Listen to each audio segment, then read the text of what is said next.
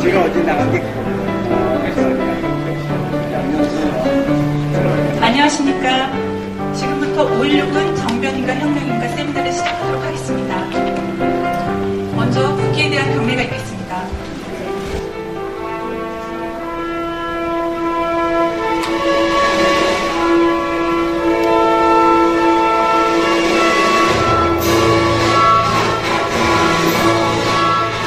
나는 자랑스러운 한국이 앞에 자유롭고 정의로운 대한민국의 무궁한 영광을 위해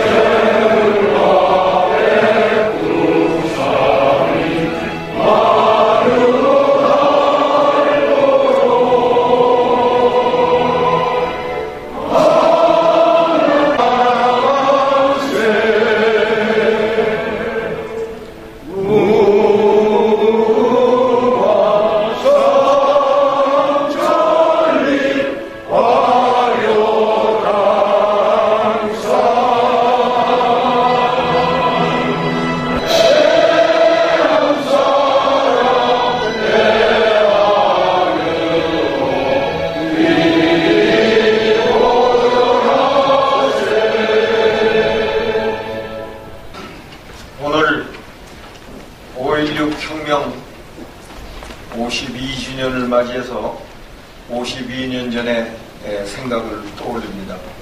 먼저 말씀드리기 전에 당시 박정희 소장이 육군 참모총장이던 장도영 중장에게 보낸 편지의 한 구절을 읽어드리겠습니다. 다음과 같습니다. 백척 간두에 놓인 국가민족을 구하고 명일의 번영을 약속할 수 있는 유일한 방도는 오직 이 길 하나밖에 없다는 확고부동한 신념과 민족적인 사명감에 일철하여 결사감행하게 되었습니다. 만약에 우리들이 택한 이 방식이 조국과 결의에 반역이 되는 결과가 된다면 우리들은 국민 앞에 사죄하고 전원 자결하기를 맹세합니다. 얼마나 비장한 각오로 박정희 장군이 혁명을 일으켰습니까? 제가 볼 때 이 5.16 혁명은 남미, 중남미 제국이나 동남아 각국에서 일어나는 연이 부대따와는 다른 것이라고 생각합니다. 왜냐하면요, 박정희 장군은 구데타를 물론 했습니다만 구데타로 그친 게 아닙니다. 구데타는 정권을 획득하기 위한 수단으로서 한 것이 아니고 조국의 앞날을 생각해서 지금 이 편지에도 역력히 나타나 있습니다만은 구국의 결단으로 5.16 혁명을 일으켰다고 저는 봅니다. 그런데 사람들은 이 5.16을 기회만 있으면 평화하고 이 평가절하를 하려고 합니다. 심지어 박근혜 대통령이 경선 후보일 때, 새누리당 경선 후보일 때 기자들 질문에 그것은 당시로서는 불가피한 선택이었다 라고 대답을 했습니다. 제가 볼 땐 그 이상도 적절한 대답이 없었을 것으로 믿습니다만은 이것을 언론과 야당은 씹어돌리고 있습니다. 아직까지도. 그래서 그 박근혜 정부의 장관 어느 한 사람도 5.16을 자신있게 혁명이라고 말하지 못하고 역사적인 판단에 맡기겠다든가 또는 지금 말할 입장이 못 된다든가 이렇게 소신 없는 사람들을 강요로 지금 거느리고 정치를 하고 있습니다. 인터넷 신문 뉴데일리와 한국논단이 합작으로 이 어려운 세미나를 열게 됐습니다. 이렇게 바쁘신데도 불구하고 날씨도 고르지 못한데 왕림해 주셔서 대단히 감사합니다. 제가 더 이상 말씀드릴 것 없이 앞으로 사회자와 주제 발표하시는 분들이 충분히 여러분에게 5.16에 관한 소견을 말씀드릴 터이니까 저는 이만 줄이겠습니다. 감사합니다.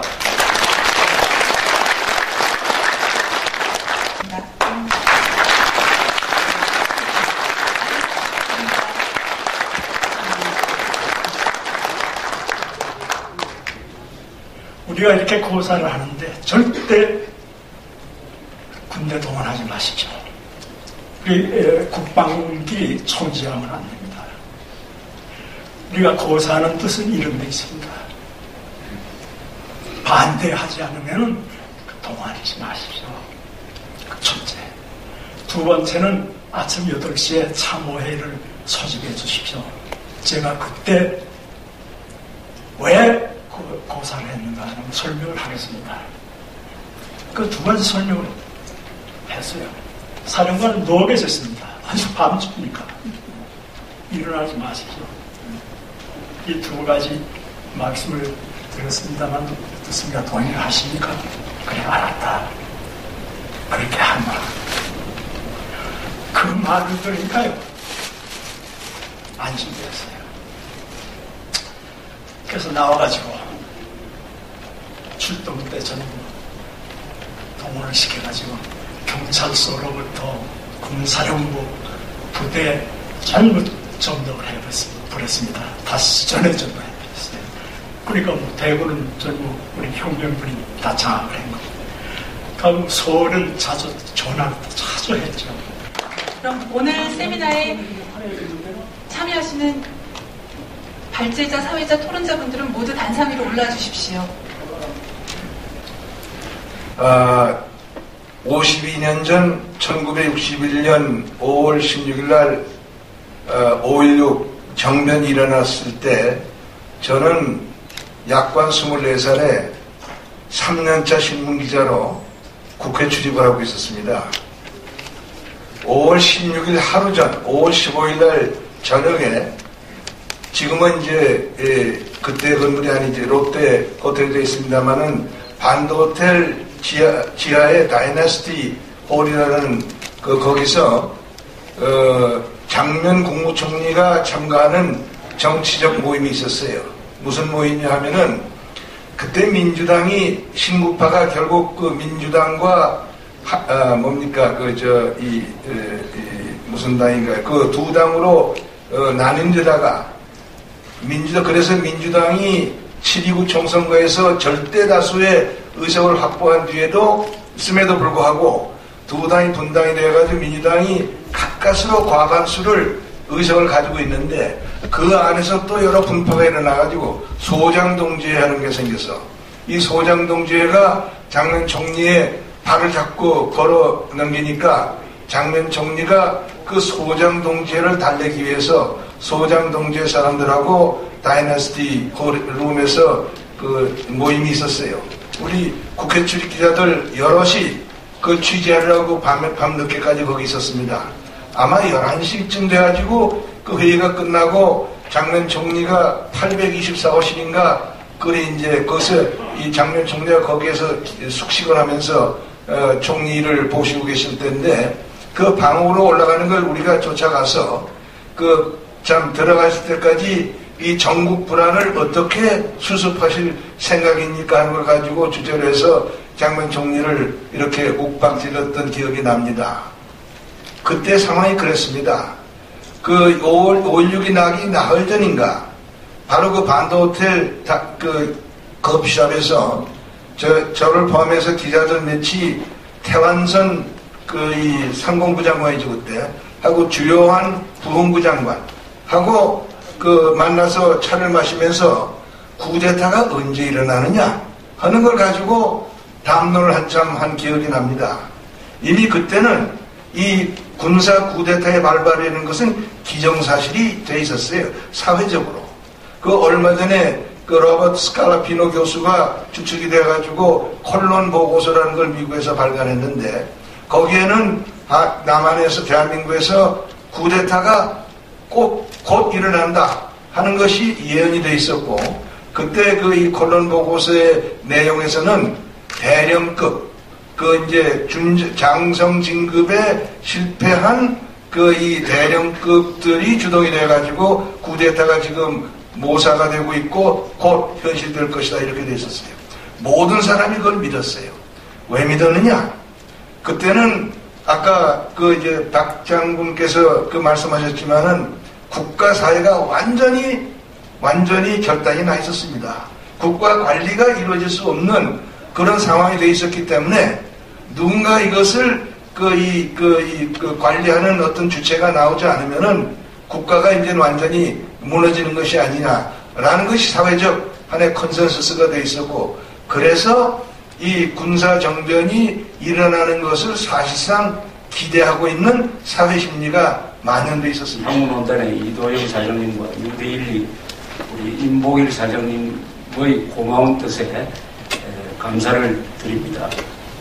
오늘 발표 주제의 결론은 이미 이동복 선생님이 미리 딱 결론을 내렸습니다. 쉽게 말하면 박 대통령은 쿠데타로 정권을 잡았으나 그 뒤에 18년 동안 집권하면서 한국 사회에 혁명적 변화를 가져와가지고 민주복지국가의 기틀을 만들었다.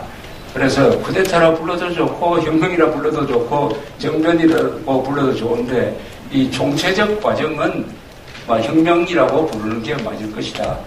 이 혁명은 박정희 대통령만의 작품이 아니고 사실은 이승만 대통령이 건국하면서 자유민주주의 시장경제 위에 대한민국을 세우면서 그때부터 혁명이 시작됐습니다. 혁명의 과정은 긴 것입니다. 아직도 그 혁명은 계속되고 있다고 보고 언제 이게 일단락되느냐 하면은 우리가 북한 정권을 무너뜨려가지고 한반도 전체를 자유민주주의 체제로 만들 때 이 자유민주혁명의 제1단계가 끝날 것이라고 생각합니다. 긴 혁명 과정에 박정희 혁명이 있었죠. 이 말씀을 드리는 것은 5.16을 평가할 때 우리가 좌파들 또는 반대자들이 주장하는데 말려가지고 그 사람들이 만들어 놓은 논리의 틀 안에서만 논쟁을 벌일 필요가 없다는 뜻입니다. 그렇게 하면은 그쪽이 정한 규칙에 따라서 계속 쿠데타냐 혁명이냐 이 말을 하다가 시종하게 되고 실질적인 성과는 없습니다. 따라서 언어의 포로가 되지 않는 것이 5.16과 10월 유신과 박정희 대통령 한국 현대사를 보는 가장 중요한 관점이라고 생각합니다. 이 언어의 포로가 되면 안 됩니다. 독재자라는 언어의 포로 또는 혁명 쿠데타라는 그걸 다 벗어던지고 있는 그대로 사실에 맞춰가지고 또 역사적 관점을 가지고 보는 것을 저는 가장 강조드리려고 합니다. 그럼 뭐 어떤 점에서 5.16 군사혁명이 혁명으로 성공한 혁명으로 분류되느냐 하면은 저는 제일 중요한 게 제가 5.16에 대해서 여러 번 썼습니다만 한 50주년을 맞아가지고 다시 이 자료를 한번 정리를 해봤습니다. 하다 보니까 책이 한 700페이지 나왔어요. 그날의 거의 하루에 대한 이야기인데 이 해보는 과정에서 새로운 관점을 제가 하나 갖게 되었습니다. 5.16의 가장 위대한 점은 무혈혁명이라는 겁니다. 이 무혈혁명입니다. 피를 흘리지 않았습니다. 이 피를 흘리지 않은 것은 왜냐? 바로 역사의 대세를 타고 국민의 지지를 받았고 군인들의 지지에 의해서 이루어졌다는 것입니다. 그래서 윤보선 대통령이 올 것이 왔다라고 한 것이 그때의 시대상, 아까 이동복 선생이 역사의 필연이라고 한 것도 그거, 또 주체 세력이 말한 후국의 결단이었다는 말. 즉, 역사의 대세를 타고 거의 자연스럽게 이루어진 것이기 때문에 저항을 할 수가 없었다. 저항할 명분이 없었다. 그래서 무혈혁명으로 했다. 무혈혁명이었기 때문에 박 대통령은 큰 부담을 지지 않았습니다. 이 피를 흘리고 집권을 하면 부담이 생깁니다. 이것을 놓았을 때 보복을 당할 것이다. 이렇게 해서 그 권력을 집착을 하죠. 그래서 선거도 대충 안 하려고 그러고 하면은 부정선거를 하려고 그러고 이렇게 부담이 됩니다. 그러나 박 대통령은 부담 없이 집권을 했습니다. 그렇기 때문에 그 뒤에 우리 한국 역사상 가장 거대한 발전적 혁명이 일어났음에도 불구하고 최소한의 인명피해로 끝쳤다. 이런 거대한 발전에는 반드시 인명피해가 생기게 마련입니다. 그러나 한국은 박정희 치하 18년에서 인명피해가 최소화되었다. 제로였으면 좋겠는데 그럴 수는 없죠. 그러나 최소한이었다. 인명피해가 최소한이었기 때문에 5.16 군사혁명은 오늘과 같은 이런 자유민주주의 체제 건설에 아주 홀가분하게 시작될 수 있었다. 이렇게 생각이 되었습니다. 왜 혁명이냐? 이승만 대통령은, 박 대통령은 어떻게 보면 이승만 대통령이 만든 자유민주주의 시장 경제의 이 건국 정신을 개성 발전시킨 사람입니다. 개성 발전시키면서 두 분 다 이 조선조적, 봉건적 신분 질서를 파괴하고 부정하고 거기에 기초하고 있던 가치관을 바꾼 사람입니다. 또는 바꾸려고 노력했죠. 아직도 완전히 바꿨다고 볼 수 없습니다. 한 민족이나 국가의 가치관을 바꾸는 것은 몇십 년 단위로는 안 되죠. 그래야 함으로써 국가를 부강병하는 국가를 만들었다. 조금 더 구체적으로 말씀드리면 국가를 근대적, 자유민주적, 국제적, 개방적, 효율적 시스템으로 바꿨다는 점이 혁명의 본질이죠. 두 번째는 신분 질서를 바꿨습니다. 박 대통령이 등장함으로써 산농공상체제가 이 정치인, 기자 또는 지식인, 검사, 판사가 주도하는 권력관계가 아니라 군인의 뒷받침을 받는, 즉 군인과 기업인과 상인과 과학기술자 집단이 한국 역사상 처음으로 역사를 주도하는 주인공이 되었습니다. 그것을 권력적으로 뒷받침한 사람이 박정희 대통령이었습니다. 박정희 대통령은 우리나라 역사에서 박정희 대통령을 비롯한 군인들이 집권을 한 것은 791년 만에 처음입니다. 791년 만에 처음입니다. 이 점이 이 박정희 대통령의 그 의미를 해석하는 데 매우 중요한 자료라고 생각합니다. 고려 무신난 이후에 군인 집단이 정권을 잡은 것은 791년 만에 처음입니다. 그 나머지 기간은 과거 시험에 통과한 이 문민 집단이 항상 한국의 권력을 잡았습니다. 유럽이나 일본은 군인이 지배 세력이 되는 것은 너무나 당연합니다. 그리고 군인이 집권 세력이 되었던 나라에서 민주주의가 꽃을 피웠습니다. 일본도 가마쿠라 막부 이후에 한 800년 동안 군인 집권 시절이었습니다. 그러나 우리는 문민 집권이, 문민 통치가 역사의 예세였습니다. 그러나 박정희가 집권함으로써 군인이 기업인을 밀어주고 과학자를 알아주고 해서 산농공상체제가 박정희식 말로 바꾸면은 상공농사로 바뀌었다. 상공농사로 바뀌었다. 여기서 상은 아마 무역하는 분들을 주로 말씀하십니다. 그러니까 사자에 속하는 이 계층이 푸대직을 받았다. 그러니까 민주화운동을 통해서 또 박 대통령한테 도전하는 그런 심리적 구조도 있었지 않느냐, 이렇게 생각이 됩니다.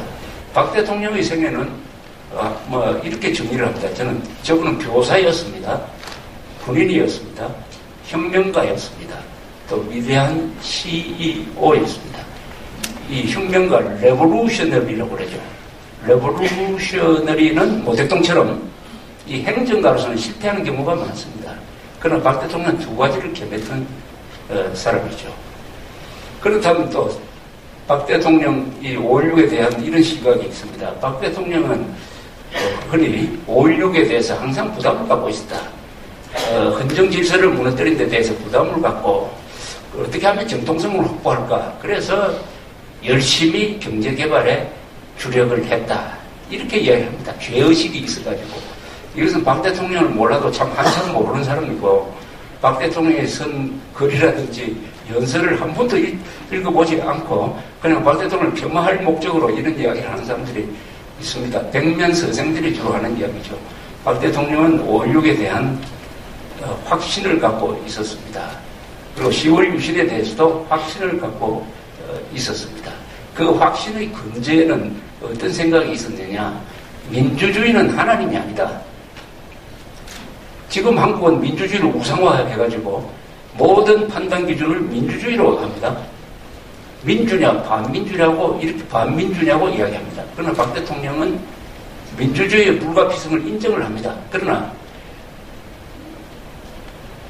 한 800년 걸린 서구의 그 성숙된 민주주의 제도를 그냥 그대로 도입해가지고 이제 어린 나이, 더구나 출범한 지 20년도 안 되는 이 나라에 그 민주주의라는 나무를 심으면은 그 나무가 말라 죽는다.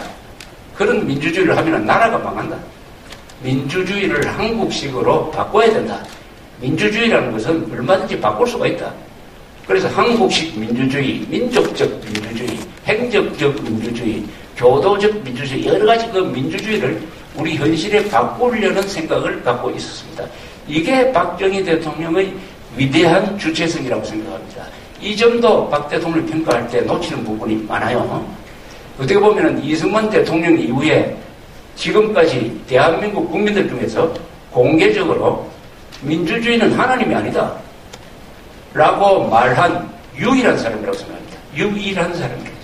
그런 점에서 박 대통령의 위대한 주체사상과 이분이 말로 진정한 주체적인데, 그러나 그걸 알아주는 사람이 없어가지고 아주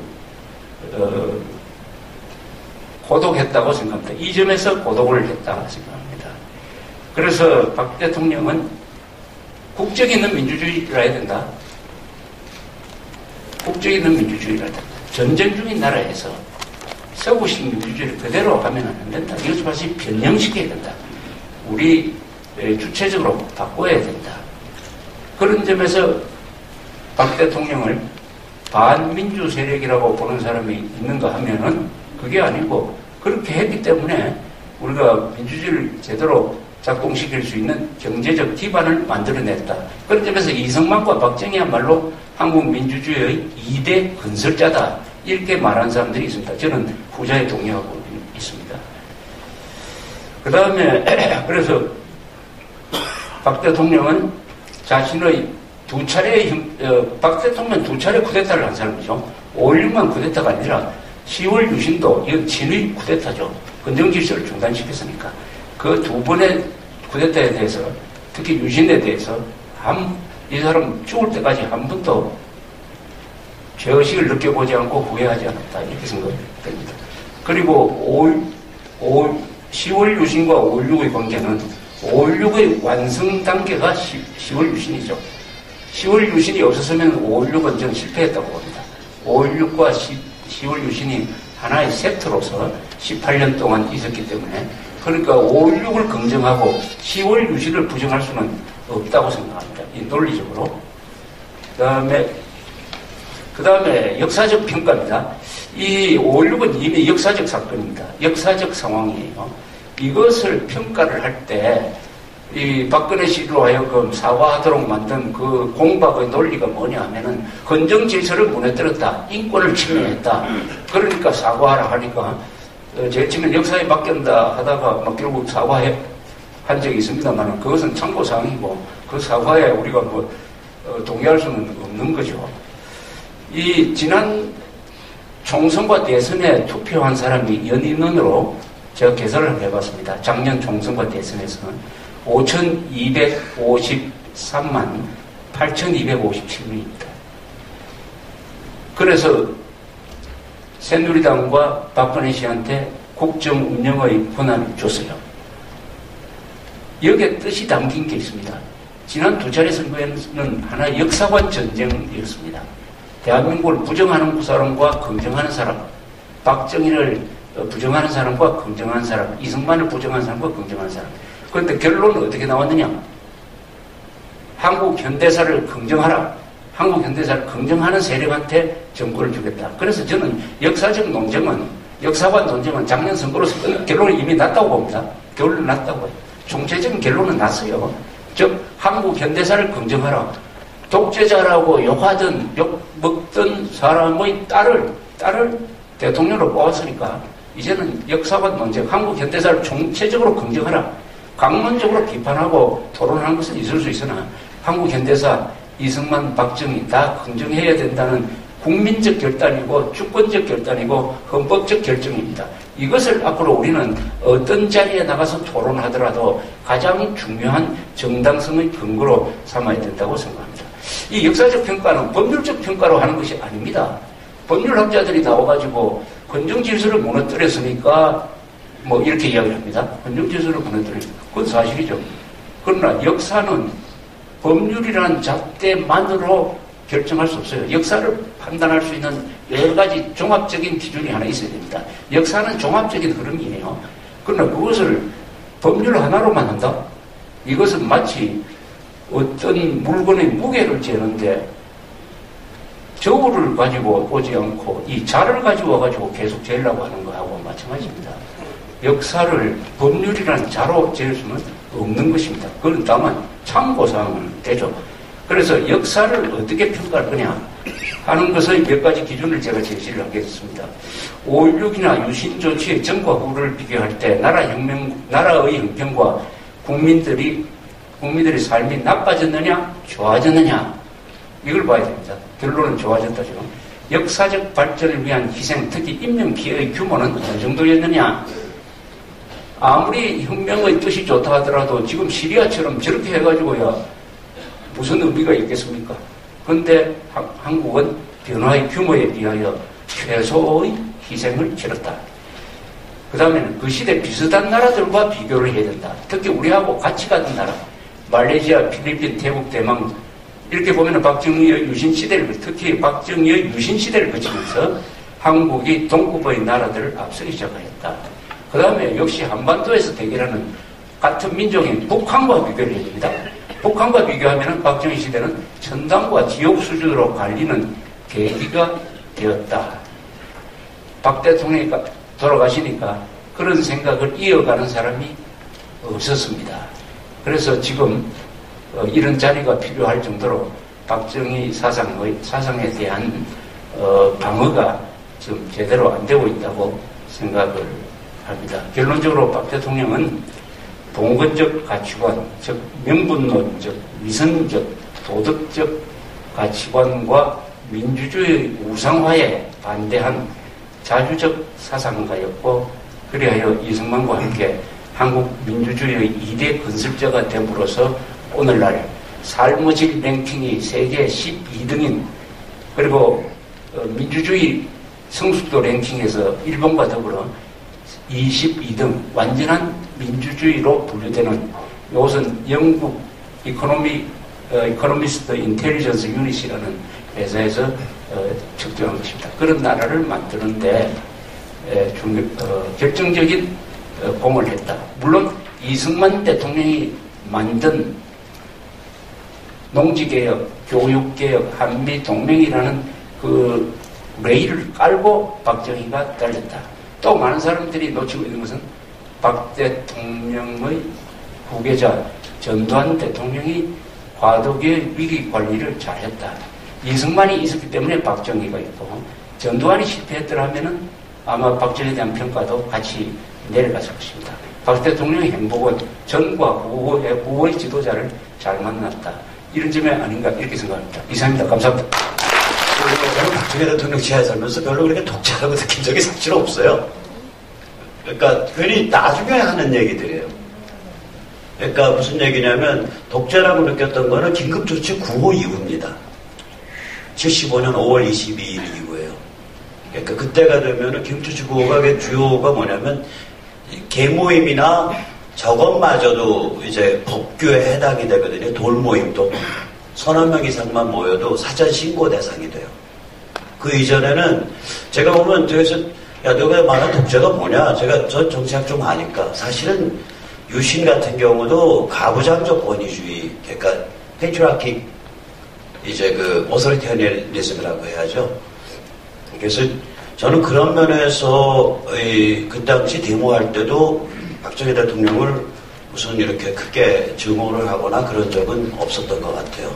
또 제가 과격화된 거는 광주 이후의 일이기 때문에 그분에 대한 나쁜 기억은 많이 없는데 아마 50대들이 많이 몰려나가서 이번에 90% 투표를 한 것도 바로 그런 이유라고 생각을 합니다. 그러니까 나중에 80년대에 철 모르고 학교 다니던 친구들이 아무것도 기억이 없는 친구들이 만들어낸 역사라고 생각을 해요.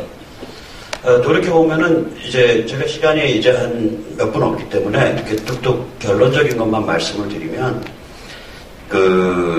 박정희 대통령이 아까 그 개발 모델 말씀을 하셨는데 제가 좀 부연을 드리면은요.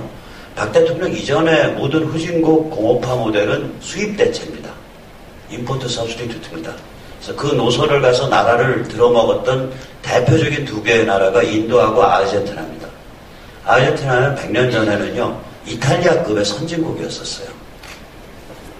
그런 나라가 그 임포트 서브스티튜트, 그러니까 수입 대체 노선을 가서 완전히 나라를 들어먹은, 인도 역시 그 나라의 규모나 지식층의 그 수준으로 보면 훨씬 더 잘 나갈 수 있었던 나라가 그랬었습니다. 근데 박 대통령이 그 확인되지 않은 사실, 그러니까 책에는 가끔 나오는데 이병철 회장하고 그 논의를 하면서 수출공업화 모델을 확정시켰다고 그렇게 나오는 책을 제가 한번 본 적이 있어요. 미국 책을. 다른 데서는 그런 언급이 없기 때문에 그 수출공업화 모델이 어쨌거나 그 오너십은 저는 박 대통령한테 속한다고 봐요. 그분의 경제정책 이런 걸 보면 그 비저너리죠. 그러니까 어떤 경제학 책에도 나와 있지 않고 또 모든 경제학자들이 반대했던 그런 개발을 했죠. 그런 방식에. 그러니까 우리 국민성이 가지고 있는 잠재적 그 다이내미즘을 아셨던 분이에요. 정확하게 그 바닥을. 그 다음에 이제 이분을 돌이켜서 뭐라고 그럼 칭할 거냐라고 보면 우리가 이제 파퓰리즘 욕을 많이 하는데 파퓰리스트 중에는 두 가지 종류가 있습니다. 하나는 그 국민의 사람들의 대중의 그 꿈을 확 불러일으키는 그 파퓰리스트가 있죠. 그렇게 해서 그걸 실제로 실현해내는 사람들이 있어요. 그걸 이제 위대한 파퓰리스트라고 그러죠. 그리고 그 사람들의 꿈을 불러일으켜서 권력을 잡은 다음에 부도수표를 내죠. 나라 망가뜨리고. 그러면 이제 그 재앙이죠. 근데 1947년에 헨리 포드가 죽었을 때 저보다 다 선배 세대시니까 되게 아시겠지만 경영학을 만든 아버지 피터 드렁카가 그 긴 조사를 써요. 그 조사의 제목이 위대한 파퓰리스트입니다. The Great Populist예요.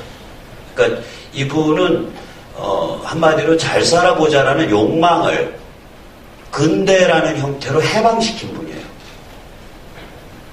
그러니까 욕망을 해방시킨 분입니다. 저보고 이분이 어떤 분이냐라고 묻는다면 근대 문명 속에서 인간이 가질 수 있는 욕망을 해방을 시키고 그 근대 문명을 우리 사회에서 구현시키도록 그 길을 마지막으로 거의 그 주춧돌을 놓기를 거의 다 완성한 그런 분이었다고 저는 해석을 합니다. 그래서 시간이 좀 한 몇 분 남아서 좀 더 차분하게 말씀을 드리면 우남이 1898년에서 우남의 시대가 1960년까지 한 63년의 시대거든요. 1898년 만민공동회의 지도자를 했다가 그 이듬해에 최연소 정치사형수가 됐던 그 이후로 그분이 대한민국 역사에 중요한 그걸 다 이끌어 오셨어요.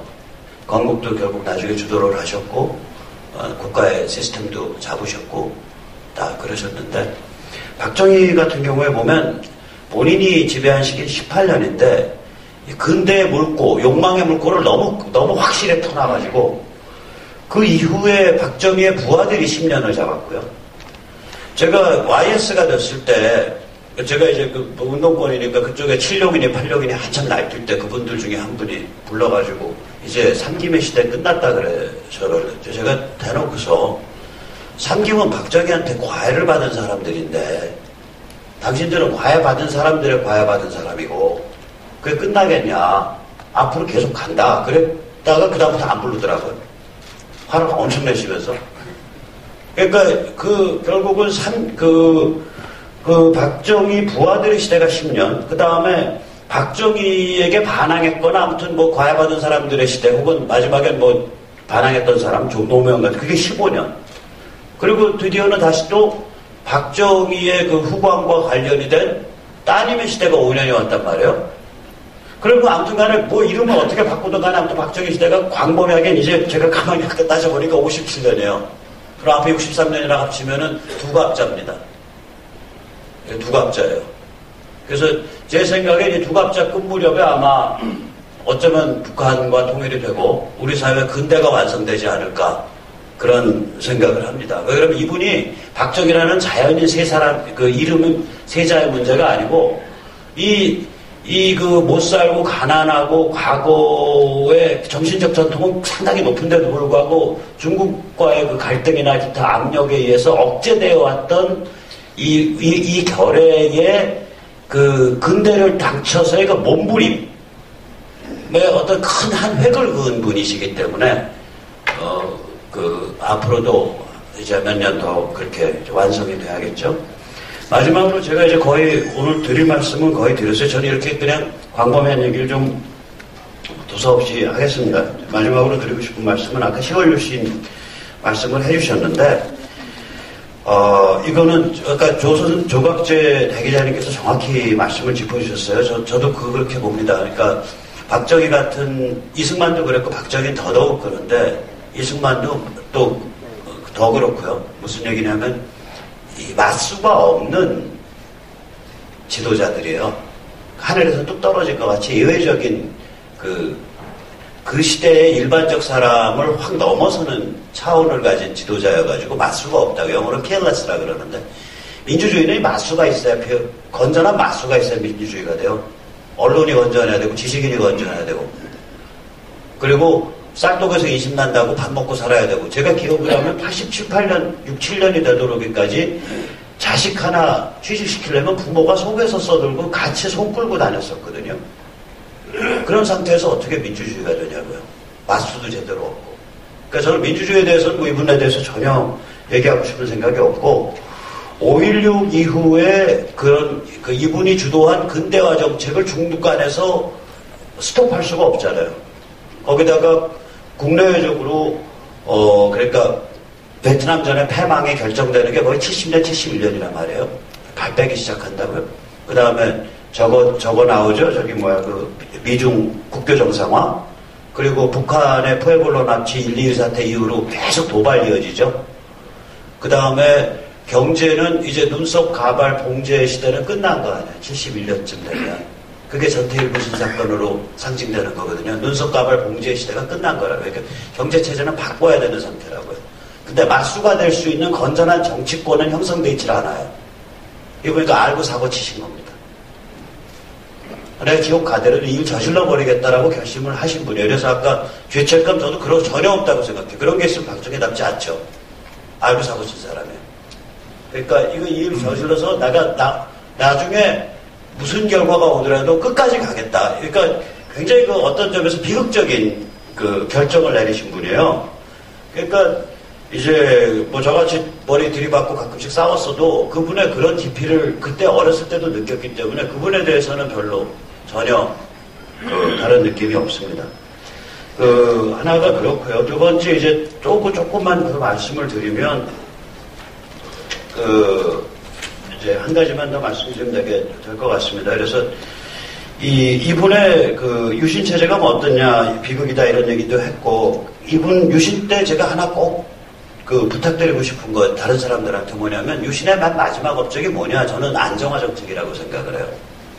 신현학 씨가 경제개혁은 수장을 했고, 실제로 예산실에 강경식 밑에 김재익이 그림을 그렸죠. 79년부터 작용이 되는데, 유신은 일종의 비상동원체제거든요. 근데 안정화 정책은 요즘 말로 하면은 그러니까 시장주의 정책이에요. 자율화 정책이고.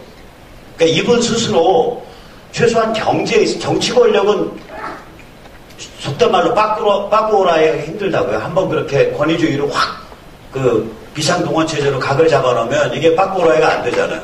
그러나 최소한 경제에 있어서는 자기의 비상동원 체제를 해체시켰어요. 마지막에. 저는 그 생각을 하면 참 가슴이 어려운 결정입니다.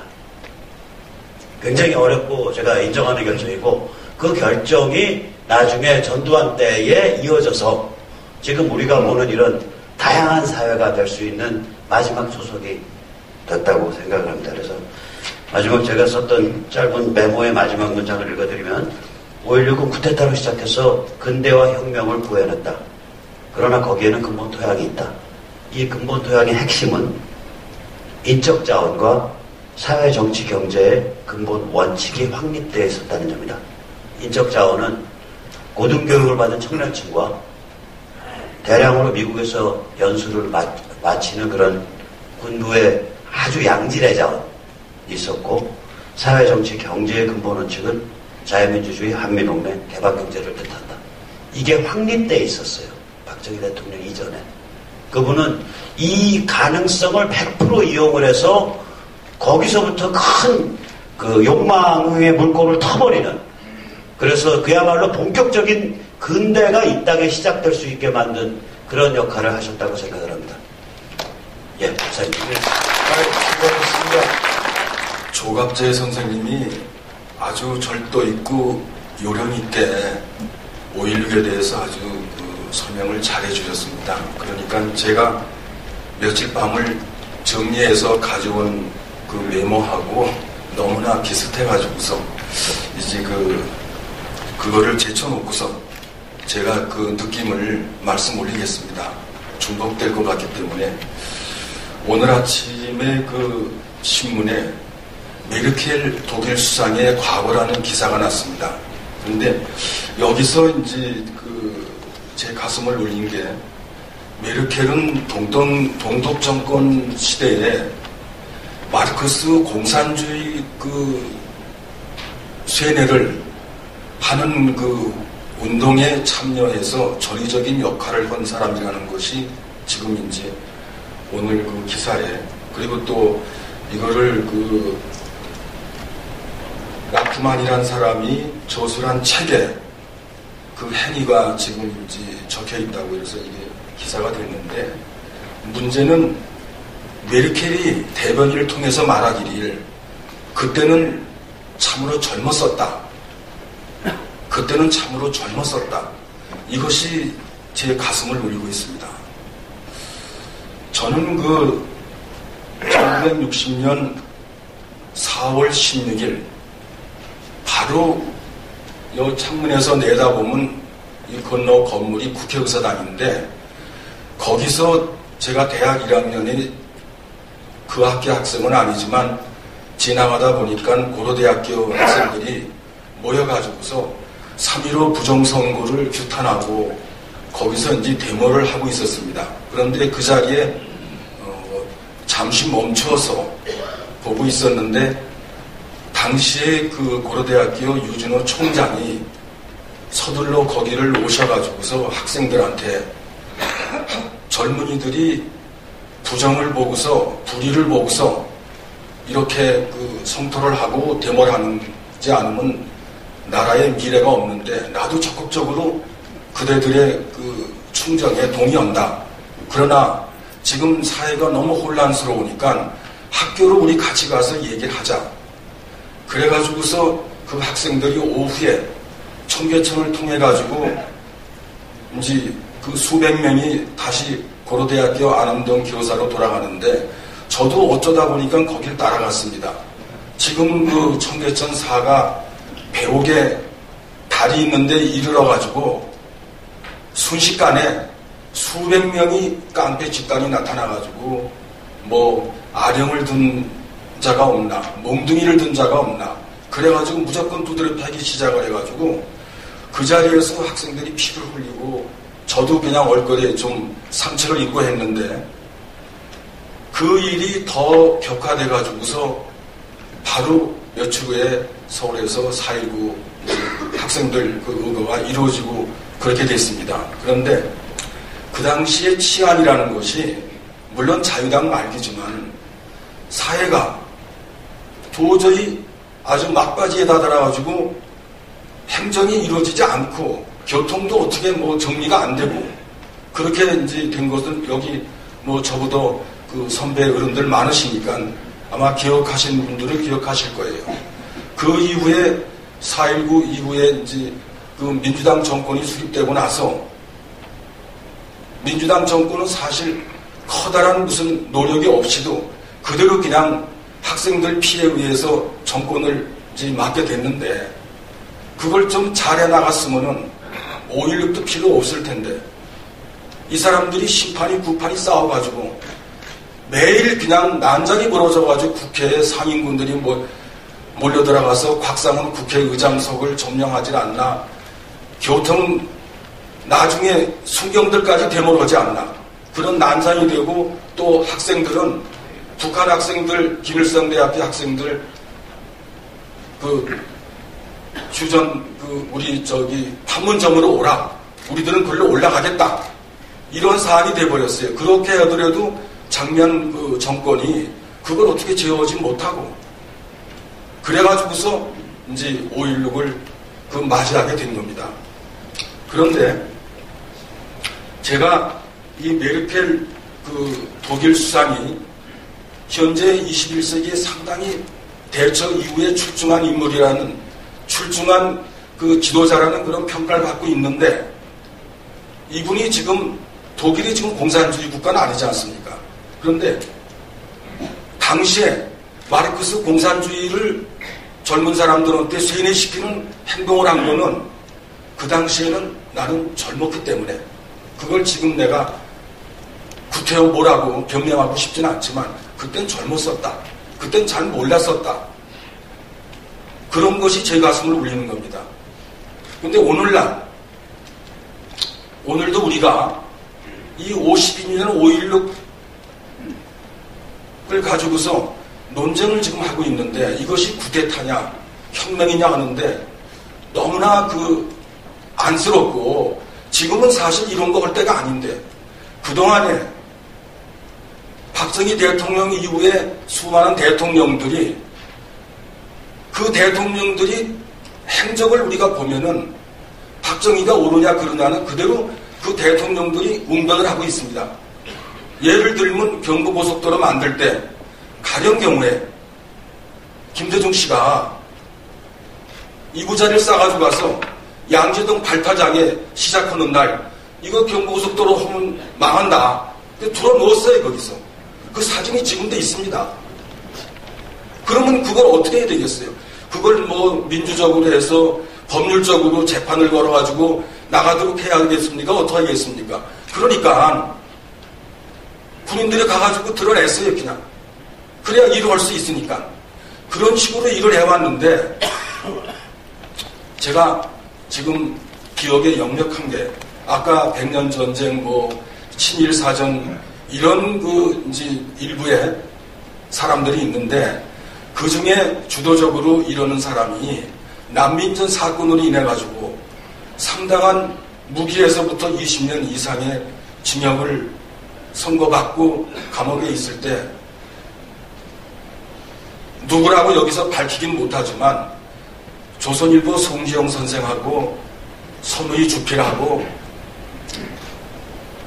그 사람이 문학을 하는 사람인데 공산주의자는 아닙니다. 그러니까 선처해주기 바랍니다. 탄원서를 내고 이래서 어쨌든 간에 오랫동안 있지 않고 나왔습니다. 나와가지고서 학교 강사하던 자리를 돌아갈 수가 없으니까 어디 취직이 안 돼요. 그러다 보니까 손우 선생님이 저한테 얘기를 해서 제가 그 사람을 데리고 있었습니다. 그래서 제가 어느 날 물었습니다. 왜 자꾸만 그런 데 가담해가지고서 왜 그런 일을 하느냐 하니까는 다시는 이제 그런 일을 안 하겠습니다. 결국은 그 안에 들어가 보니까 밥그릇 싸움으로 말할 수밖에 없습니다. 분명히 약속을 하고서 저한테 상당한 기간 동안 편집부에서 일을 했습니다. 그런데 그 이후에 정말 어찌된 일인지 다시 또 연구소를 만들어가지고 친일 사전을 만들고 그리고 또 좀 전에도 얘기하신 백년 전쟁에 다큐멘터리 영화도 만들고 활동을 계속하고 있어요. 그런데 참 주목되는 게 조그만 아파트에서 모친하고 부인하고 살았는데 지금 상당히 거대한 저택에 지금 살고 있습니다. 또 그동안에 김대중 정권하고 노무현 정권 때 상당한 관여를 해가지고서 상당한 대우를 받아가지고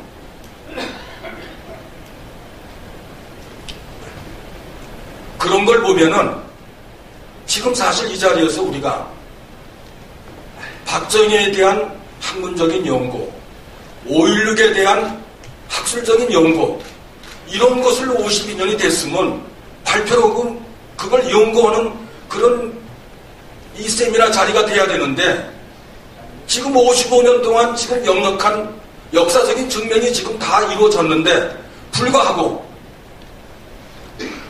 이것이 쿠데타냐, 이것이 혁명이냐, 이것이 반역이냐, 아직도 이걸 논란거리가 된다면은 너무나 서글픈 일이 아닐 수가 없습니다. 이제 제가 마지막으로 토론할 순서가 왔습니다. 제가 보니까 조갑재 선생님하고 두 분 토론자께서 객관적이고 실무적인 여러 가지 평가를 아주 멋지게 해주셨다고 생각을 합니다. 그래서 저는 대학 교수 출신이니까 이론적인 측면에서 한번 조금 더 정리를 해보는 게 좋지 않겠느냐 이런 생각이 됩니다. 제가 이론적인 측면에서 몇 가지 말씀을 드리겠습니다. 그런데 말씀을 드리기 전에 제가 평소에 존경하고 또 우리 5.16 군사혁명의 주관자 중에 한 분이신 장경순 총재님께서 이 자리에 나오셨는데 여러 가지로 감사를 드립니다. 박수 한번 해주셨으면 좋겠습니다.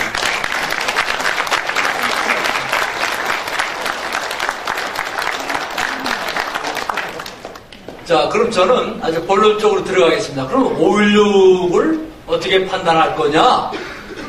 우리가 뭐 객관적으로 뭐 이렇게 얘기하는 것도 좋지만 역사평가라는 것은 객관적인 기준이 있어야 됩니다. 그 기준을 어디다 잡아야 되겠느냐? 제 생각에는 첫 번째 기준은 정치 철학적인 면에서 우리가 한번 판단해야 된다고 봅니다. 자, 정치 철학적인 면에서 그러면 혁명이나 쿠데타를 합리화할 수 있느냐? 여러분들 생각은 어떠신지 모르겠습니다만 과거 역사를 봐도 그렇고 우리가 많이 의존하는 그 맹자나 공자님도 그렇고 통치자나 그 장차관들이 잘 못하면 갈아버려야 된다는 것이 아주 근본적인 그 가르침입니다. 왕도 말 안 들으면 가르쳐야 된다 하는 것이 이제 그분들이 이제 저겁니다. 그러면 우리가 과연 그 왕도 가르치고 정부도 다 가르친 5.16을 어떻게 받아야 되겠느냐 하는 겁니다. 근데 그 기준을 우리가 체제 유지라는 면에서 볼 때 헌법 수호랍니다. 헌법 수호라는 면에서는 혁명은 안 됩니다. 왜? 집권층을 바꿨기 때문에. 그런데 그렇다면 누구를 위한 체제 유지냐? 이게 문제가 되는 겁니다. 집권층을 위한 체제 유지냐? 그럼 집권을 못하고 피지배를 받고 있는 우리 국민들을 위한 최선의 선택은 뭐냐 하는 게 나오게 되는 겁니다. 그랬을 때 제가 보기에는 한국 정치는 제가 좀 심한 얘기를 해서 죄송합니다만 너무 옹졸하고 썩었습니다. 옹졸하고 썩은 정치가 제대로 갈 때 그냥 내버려두면 그 나라는 망합니다. 브라질도 그랬죠. 필리핀도 그랬죠. 허다못해 그 장개석도 망한 거 아닙니까? 이 망하지 않게 하려면 어떻게 해야 되느냐? 갈아쳐야 된다 이거예요. 정치 철학적인 면에서 헌법 체제를 갈아치는 것은 그 체제를 유지하는 사람이 능력이 없고 국가와 국민들의 발전을 위해서 해가 되면 갈아쳐도 좋다 하는 것이 정치 철학적인 면에서 합당한 이론이라고 저는 여러분들에게 말씀을 드립니다. 우리가 만약에 무능한 정부를 계속 유지하게 되면 그 나라 엉망이 됩니다. 그래서 이 정치 철학적인 면에서 우리가 헌법적인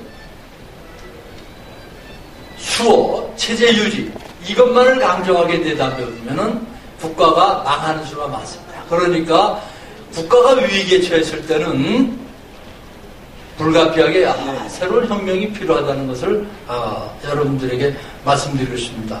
그러면 우리가 어떤 국가를 만들어야 되느냐? 혁명을 했을 때 쿠데타를 했다 이 말이에요. 어떠한 국가를 만들어야 되느냐? 적어도 첫 번째 요소는 그겁니다. 국력을 발전시켜야 된다 이거예요. 국력을 발전시키지 못하는 쿠데타 무슨 소용이 있습니까? 두 번째는 뭐냐? 국민의 삶을 향상시켜야 된다 이겁니다. 안 그렇습니까? 여러분들 중에 아마 저 비판한 사람들이 많을지 모르겠지만 김영삼, 김대중 얼마나 자기들이 뭐 한국의 뭐 한국 민주화의 지도자라고 그랬습니까? 근데 그 사람들 치고 국가를 발전시켰습니까? 한번 대답해 보세요. 그 전보다 더 발전시켰습니까? 아니요. 아니죠. 김영삼 씨는 무슨 일을 벌였습니까? 외환위기 벌렸죠. 그 다음에 김대중 씨 뭘 했습니까? 69억 불인가 막대한 돈을 갖다 이북에 벌어서 이북이 핵무기를 만들었지 않습니까? 그거 잘한 겁니까? 아니죠. 이럴 때 나쁜 걸 우리가 분명히 나쁘게 판단할 줄 아는 기본 가치관을 가져야 되겠다는 겁니다. 그리고 또한 정치 변화에 있어서 가장 중요한 건 정치를 발전시켜야 돼요. 오늘의 정치보다는 내일의 정치가 낫고 내일 정치보다는 모레의 정치가 낫게끔 만들어주는 정치를 해야 됩니다. 그런데 제가 보기에는 5.16은 그 당시에 정치 지망생들을 꼼짝 못하게 얽어맸기 때문에 얼뜻 보기에는 정치 발전을 못하게 한 정치 발전에 지장을 준 행위입니다. 그러나 긴 안목으로 볼 때는 잘한 겁니다. 저도 자식을 키워봤지만 자식 키울 때 말 안 들으면 어떻게 돼? 주먹이 약이에요. 몽둥이가 약이고 말 안 듣는 강아지 어떻게 돼? 몽둥이가 약입니다. 그러면 그런 몽둥이를 쓸 줄도 아는 것이 이게 정치 발전이 가장 중요한 겁니다. 근데 몽둥이 쓰면 안 된단 말이에요. 요새 우리나라 교육이 어떻게 돼갑니까? 초등교육. 잘 돼간다고 보십니까? 잘못된 거예요. 그러니까 잘못된 것을 고칠 줄 아는 그런 가치관, 그런 정치 철학이 있어야 된다는 겁니다. 그 다음에 우리가 이제 정치 발전을 했을 때 이런 변화가 왔을 때 우리에게 중요한 건 뭡니까? 판단의 기준으로 우리가 써야 될 것은 경제 발전입니다. 사회 발전, 윤리 발전. 경제 발전 얼마큼 됐습니까? 얼마 전에 보니까 우리나라가 2050 국가가 됐다고 그래요. 2050 국가가 뭐냐니까 1인당 국민소득 2만 불 이상인데 인구 5천만 이상이라는 겁니다. 생각을 해보세요. 우리나라가 어떻게 감히 말이야, 세계에 말이야, 7대 경제 강국이 될 수가 있습니까? 이거 누가 했습니까? 누가 했어요? 박정희 대통령이 하시죠? 그거 인정합시다, 우리. 인정할 건 인정해야죠. 그런데 이제 그걸 갖다가 했고 또 한 가지는 이 국력 발전에 큰 영향을 미쳤습니다. 우리 박정희 대통령이 간호원들하고 저기 석탄 캐는 사람들, 광부들을 갖다 독일에 데려다주고 오면서 눈물을 흘리셨다는 거 아닙니까? 내가 오죽 못난 사람이면 우리 국민들을 이 남의 나라에다가 이렇게 갖다 아마 오늘 5.16은 정병인가 혁명인가 이 토론 주제를 선택한 것은 아마 박근혜 대통령이 임명한 강요들을 놔두고 국회에서 52년이 지난 지금에도 논쟁을 벌이니까 이것에 대한 어떤 그 결말을 내야겠다. 이래서 한국논단에서 아마 이런 주제로 토론을 하지 않는가 저는 그렇게 생각합니다. 물론 우리 조갑재 선생이나 그동안 이 토론자들이 좋은 말씀 해주셨습니다. 저는 4.19 후 지금까지 야당을 했던 사람입니다. 내가 볼 때 결국 헌법은 국가 권력을 위한 기본법입니다. 그러면 수술은 사람 몸이 칼 되는 건데 사람 몸이 칼 함부로 되면 안 된다고 해서 수술은 피하고 약물 치료만 해야 되는 겁니까? 그건 아니잖아요. 필요하면 수술도 하고 꼭 필요하면 수술도 하고 필요 없으면 수술 안 하고 약물 치료하고 약물 치료가 바로 평화적 정권 교체가 되겠죠. 그러니까 국민을 잘 살기에 만들기 위해서 나라를 제대로 이끌어가기 위해서 평화적인 정권 교체, 민주적인 방법이 좋은 것은 사실이지만 그거는 도저히 안 될 때 어쩔 수 없이 칼대죠. 그것이 바로 5.16이라고 저는 생각합니다. 그러니까 위대한 지도자가 바로 박정희라는 사람이죠. 감사합니다. 유신 체제에 혹은 또 혁명 체제에 있었던 사람들까지도 우리가 기본적으로 받았던 교육이 민주주의 교육이고 그 민주주의를 상정할 수 있는 식의 이 지적 배경이 혹은 그런 식의 가치 훈련이 안 돼 있었기 때문에 전부 다 그 민주주의 가지고 박정희 대통령의 작업을 설명을 하려니까 그래서 자기 확신이 모자랄 수밖에 없는 그렇기 때문에 이제 박 대통령이 결국은 그 비극적인 종말을 올 수밖에 없는 게 박정희를 따랐던 사람들까지도 민주주의적인 가치관을 극복가 못했던 것 네. 거기에 큰 이유가 있다고 생각하고 감사합니다. 그것을 지금부터 작업을 통해서 그걸 좀 하는 게 중요하다고 생각합니다. 감사합니다. 먼저 주제 발표급의 그런 말씀을 해주셔서 감사합니다. 사실은 오늘 전체 이 세미나 진행 과정에서 뭔가 조금 2%쯤 부족한 부분이 있지 않느냐 하는 부분을 회장님께서 메워주셨다 이렇게 생각을 하고 우리 모두에게 그 많은 이 교육적 그런 이 말씀이 됐다고 생각합니다. 이제 정리를 좀 해드리는데요. 아까 한 분이 지금 저 화장관도 그런 말씀이고 이 결과에 대한 책임을 우리가 굉장히 비싸게 질 거예요 하는 얘기를 1985년 10월에 신현악 전 총리가 하시더라고요. 지금도 제 귀에 쟁쟁합니다. 바로 그것이 우리 현대사가 안고 있는 비극입니다. 이걸 어떻게 해소시켜야 되겠는데 이 해소시키는데 그동안 시간이 너무 경과했기 때문에 굉장히 어려운 점이 있어서 우리가 하는 이 세미나 이것을 앞으로 여러 번 하고 해가지고 이 노력을 우리가 중단할 수도 없고 포기할 수도 없으니까 어떻게든지 해결해야 되지 않느냐 이런 느낌을 오늘 세미나를 하면서 더욱 강하게 느낍니다. 그래서 시간이 다 됐으니까 이만 정리하도록 하겠습니다. 여러분들 장시간 감사합니다. 수고하셨습니다. 대단히 감사합니다. 오늘 세미나 주최자의 한 사람으로 인사 말씀드리겠습니다. 저는 뉴데일리 인터넷 신문 만드는 임보일이라고 합니다. 제가 5년 전에 뉴데일리 맡아서 3년 전에 이승만 연구소라는 간판을 걸고 이승만 포럼을 쭉 매월 한 차례 하고 있는데 그 멤버들도 많이 오셔서 대단히 감사합니다. 방금 이동복 사회자께서 이 해소 방법이 뭐겠습니까? 해소 방법은 북한이 없어지는 겁니다. 북한이 존재하는 한 세미나 아니라 별의별 수단을 다 써도 해소가 안 됩니다. 또 오늘 세미나 제목 자체가 정변인가 혁명인가 이거 제목을 보고 저는 이 선배님한테 이거 좀 고칩시다라는 의견도 했습니다만은 이 제목 자체가 좌익들 선전선동 투쟁이 만들어 놓은 프레임에 걸린 피해자들의 열등의식에서 나온 세미나가 아니냐 이렇게 혹평할 수도 있습니다. 그래서 앞으로는 좀 더 긍정적으로 이승만의 건국혁명의 목표는 역시 남북 자유통일이었습니다. 박정희의 목표도 자유통일입니다.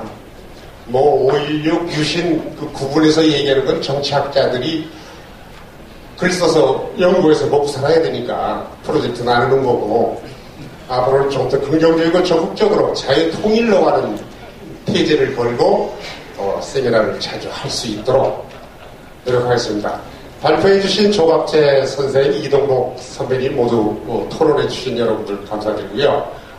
더운 날씨에 참석해 주셔서 대단히 감사합니다. 늦게까지 건강하시기 바랍니다. 안녕히 계십시오.